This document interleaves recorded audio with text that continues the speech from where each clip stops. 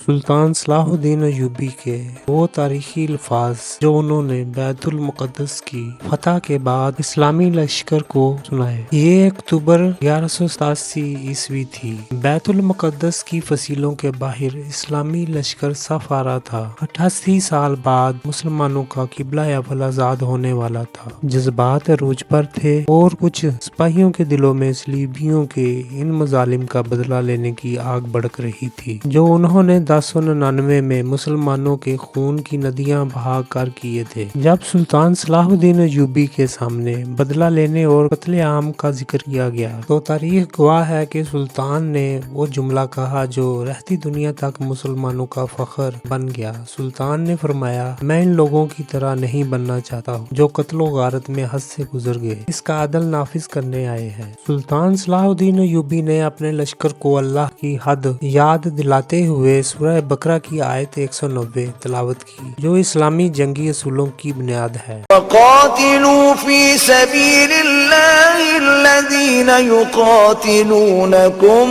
वला तअतदू इन्नल्लाहा ला युहिब्बुल मुअतदीन।